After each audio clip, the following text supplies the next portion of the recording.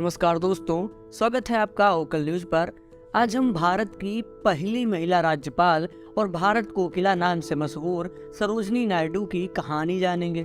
सरोजिनी नायडू एक बेहतरीन कवयित्री, गायक और फ्रीडम फाइटर थी। इन्होंने मात्र 13 साल की उम्र में 1300 लाइन्स की कविता लिख दी थी।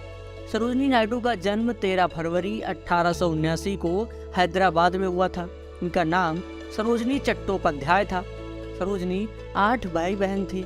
इनके पिता का नाम अघोरनाथ चट्टोपाध्याय और माता का नाम वरद सुंदरी देवी था। पिता एक वैज्ञानिक और डॉक्टर थे, लेकिन आगे चलकर वो अपनी नौकरी छोड़कर अंग्रेजों के खिलाफ आज़ादी की लड़ाई में कूद गए। इनकी माता वरद सुंदरी देवी बंगाली भाषा में कविताएं लिखती थी। इन्हीं को देखकर सरोजिनी का झुकाव साहित्य की ओर हुआ। सरोजिनी बचपन से ही पढ़ाई में काफी तेज थी। इन्हें फारसी, उर्दू, तेलुगु, बंगाली, इंग्लिश जैसे कई भाषाओं का नॉलेज था। इन्होंने 13 साल की उम्र में मेहर मुनीर नाम का फारसी नाटक लिखा, जो उस समय काफी पसंद किया गया। लेकिन पिता इन्हें वैज्ञानिक बनाना चाहते थे, लेकिन उनकी टैलेंट को देखकर प्रसन्न हो गए। सरोजिनी नायडू की प्रतिभा को देखकर हैदराबाद के निजाम हैरान हो गए और सरोजिनी को छात्रवृत्ति दी। वह मात्र 16 साल की उम्र में पढ़ाई करने इंग्लैंड चली गई, जहां उन्होंने कैम्ब्रिज में गिरतान कॉलेज से अपनी पढ़ाई पूरी की।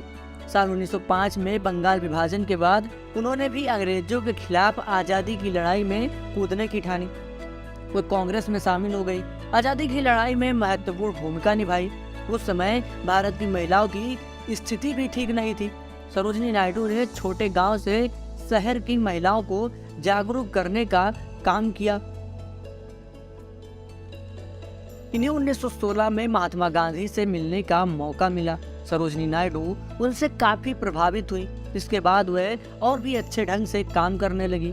इनकी योग्यता को देखते हुए इन्हें 1925 में भारतीय राष्ट्रीय कांग्रेस का प्रथम महिला अध्यक्ष बनाया गया। कांग्रेस ने इन्हें अपना अध्यक्ष बनाकर दक्षिण अफ्रीका भी भेजा। 1928 में इन्हें केसरी हिंद पदक से सम्मानित भी किया गया। मैंने आपको पहले ही बताया है कि ये काफी प्रतिभाशाली थी। ये जहाँ भी जाती वहाँ के लोकल लैंग्वेज में स्पीच देती थी। इनकी स्पीच सुनकर लोग हैरान भी हो जाते थे। कांग्रेस से जुड़ने के बाद इन्हें रविंद्रनाथ टैगोर, जवाहरलाल नेहरू, एनी बेसेंट के साथ काम करने का मौका मिला। आपको बताते हैं कि सरोजिनी नायडू को भारत छोड़ो आंदोलन के दौरान महात्मा गांधी के साथ 21 महीने जेल में रहना पड़ा था। आज़ादी के बाद इन्हें उत्तर प्रदेश का राज्यपाल बनाया गया और ये देश की पहली महिला राज्यपाल बनी। इन्हें इस पद पर रहने में खास दिलचस्पी नहीं थी, लेकिन पंडित जवाहरलाल नेहरू के निवेदन पर इस पद को स्वीकार किया और अच्छे ढंग से काम भी किया।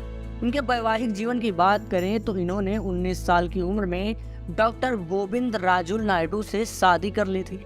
डॉक्टर गोविंद से इनकी मुलाकात कॉलेज के दौरान हुई थी और दोनों में प्यार हो गया और दोनों ने इंटरकास्ट शादी कर ली।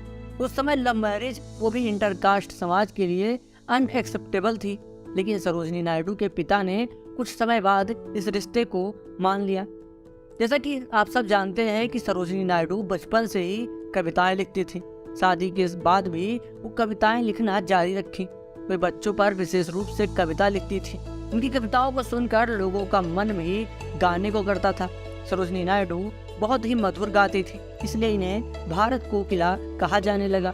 2 मार्च 1949 को हार्ट अटैक की वजह से भारत कोकिला इस दुनिया से अलविदा हो गई।